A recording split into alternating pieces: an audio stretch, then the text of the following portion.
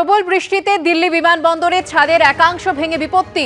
আজ ভোর 5:30 নাগাদ ঘটে এই ঘটনা, যেখানে বিমানবন্দরের টার্মিনাল 1-এর ছাদের একাংশ ভেঙে পড়ে বলে জানিয়েছেন এক দমকল আধিকারিক। আর খবর পাওয়া মাত্র ঘটনাস্থলে পৌঁছেছে দমকলের 4টি ইঞ্জিন। এই ঘটনায় আহত হয়েছেন 4 জন, আর কেউ আটকে নেই বলে জানিয়েছে দমকল। ইতিমধ্যে জেসিবি আনা হয়েছে, আপনারা দেখতে পাচ্ছেন ছাদের একাংশ কিভাবে পড়ে গিয়েছে। বৃষ্টির কারণে এই ঘটনা ঘটেছে এমনটাই জানানো হয়েছে দমকলের তরফে। তবে পরপর যে গাড়িগুলি দাঁড়িয়ে ছিল বিমানবন্দরের বাইরে তা ক্ষতিগ্রস্ত হয়েছে। এই ঘটনায় 4 জন আহত হয়েছেন এমনটাই জানা যাচ্ছে, তবে আর কেউ আটকে নেই এমনটাই জানিয়েছে দমকল। প্রবল বৃষ্টিতে দিল্লি বিমানবন্দরের ছাদের একাংশ এভাবেই ভেঙে পড়েছে।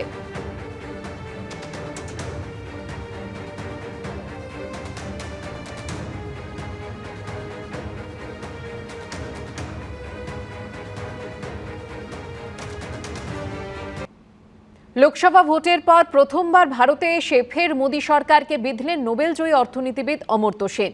এবারে নির্বাচনে বিজেপি দেশ জুড়ে রাম মন্দির ইস্যুতে হাওয়া তুললেও শেষ অবধি তা পক্ষে তা যায়নি তাদের। অযোধ্যা যে লোকসভা কেন্দ্রের মধ্যে পড়ে, সেই ফৈজাবাদেও বিজেপি হেরেছে। এই প্রেক্ষাপটে অমর্ত্য সেন বলেন, ভারতবর্ষ যে হিন্দু রাষ্ট্র নয়, এ বিষয়ে ভারতীয় ভোটাররা তাঁদের মতামত জানিয়েছেন।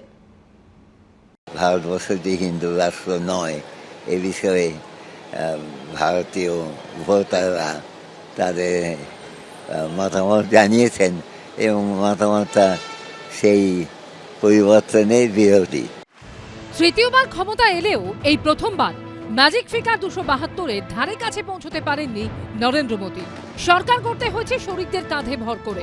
এই প্রেক্ষাপটে লোকসভা ভোটের পর প্রথমবার ভারতে এসেই নাম না করে নরেন্দ্র মোদীকে বিঁধলেন নোবেলজয়ী অর্থনীতিবিদ অমর্ত্য সেন। আমরা ভারতবর্ষকে গান্ধী, রবীন্দ্রনাথ, সুভাষচন্দ্র বোস এদের সবার সঙ্গে এক মন মিলিয়ে চলতে পারি, সেরকম একটা প্রচেষ্টার প্রয়োজন দরকার। এটা বোধহয় ভারতীয় ভোটাররা জানিয়েছেন এবং সেটা আমাদের মানতেই হবে। যদি এই মুহূর্তে সেটা খুব মানা হচ্ছে, বলা যাবে না। এবার লোকসভা ভোটের প্রচারে নরেন্দ্র মোদীর প্রধান অস্ত্র ছিল অযোধ্যার রাম মন্দির। ভোটের 4 মাস আগে জাঁকজমক করে মন্দিরের উদ্বোধন করেন তিনি। ভোটের প্রচারেও প্রায় প্রতিটি সভা থেকেই রাম মন্দিরের প্রসঙ্গ তোলেন নরেন্দ্র মোদী। যেহেতু মন্দিরে রামলালার প্রাণ প্রতিষ্ঠা করেছেন নরেন্দ্র মোদী, তাই তার অনুগামীদের একাংশ এই স্লোগানও তুলেছিলেন, জো রাম কো লায়ে হ্যায় হাম উনকো লায়েঙ্গে, যার মানে ছিল মোদী রামকে এনেছেন, তাই মোদীকে জিতিয়ে আনা হবে। কিন্তু লোকসভা ভোটের ফলে দেখা যায় রাম মন্দিরকে রাজনৈতিক হাতিয়ার করার বিজেপির কৌশল সফল হয়নি। খোদ রাম জন্মভূমি অযোধ্যাতেই লোকসভা ভোটে হেরে যায় বিজেপি। গোটা উত্তরপ্রদেশে বিজেপির আসন সংখ্যা 62 থেকে কমে হয় 33। বারাণসী লোকসভা কেন্দ্রে নরেন্দ্র মোদীর জয়ের মার্জিন 4,79,505 থেকে কমে হয় মাত্র 1,52,513। শুধু এই নয়, বিশিষ্ট বিখ্যাত মন্দির আছে দেশের এমন 26টি লোকসভা কেন্দ্রের মধ্যে এবার 11টিতে পরাজিত হয় বিজেপি। যা দেখে বিশেষজ্ঞদের একাংশ বলছেন, এবারের ভোটে ধর্মীয় মেরুকরণ নয়, দেশবাসী ভোট দিয়েছেন দারিদ্র্য, বেকারত্ব, মূল্যবৃদ্ধির মতো ইস্যুর কথা মাথায় রেখে। অমর্ত্য সেনের মুখেও শোনা গেছে এই কথা। যেখানে রাম মন্দির রয়েছে অযোধ্যায়, সেখানেই বিজেপি হেরেছে সেই কেন্দ্রে। যেখানে বিজেপি অনেক খরচ করে বড় মন্দির বানিয়েছে, তাতে দুটো দিকেই আছে। একটা হচ্ছে তার মধ্যে ভারতবর্ষকে একটা শুধু হিন্দু দিক দিয়ে দেখা, যেটা মহাত্মা গান্ধী, রবীন্দ্রনাথ ঠাকুর, সুভাষচন্দ্র বোসের দেশে হওয়ার কথা নয়। সেটা করার চেষ্টার মধ্যে যে একটা চিন্তাহীনতা আছে, যে ভারতবর্ষের প্রকৃত রূপটা অবহেলা করা আছে, সেগুলোর পরিবর্তন হওয়া দরকার।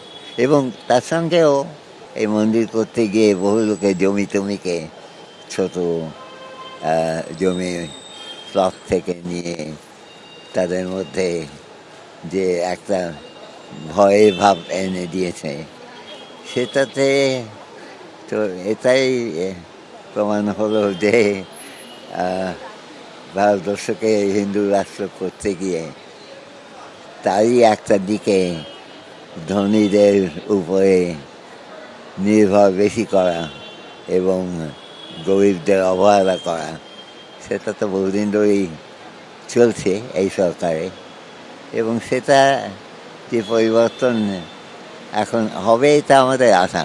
উনি মমতা বন্দ্যোপাধ্যায়ের সুরে কথা বলছেন। পণ্ডিত মানুষ, অর্থনীতি নিয়ে চিন্তাভাবনা করলে ভালো হয়। তো প্রত্যেকেরই রাজনৈতিক মত প্রকাশের অধিকার আছে, আর হিন্দু রাষ্ট্রই ধর্মনিরপেক্ষ। ধর্মনিরপেক্ষতা যদি কোথাও থেকে থাকে, বহুত্ববাদ যদি কোথাও থাকে, মত প্রকাশের অধিকার যদি কোথাও থাকে, যে যার নিজের মতো করে নিজের উপাসনা পদ্ধতি বেছে নেওয়ার অধিকার যদি কোন সমাজে থাকে, সেটা হিন্দু সমাজের মধ্যেই আছে। ভোটের হারজিতের কারণ নিয়ে কাটাছেঁড়া চলবে, কিন্তু সাধারণ মানুষের কি হবে? চাকরি কোথায়? জিনিসপত্রের দাম কবে কমবে? শিক্ষায় দুর্নীতি কবে বন্ধ হবে? এইসব প্রশ্ন দেশের সব রাজ্যে সমান গুরুত্বপূর্ণ। কৃষ্ণেন্দু অধিকারী ও বিজেন্দ্র সিংহর রিপোর্ট, এবিপি আনন্দ।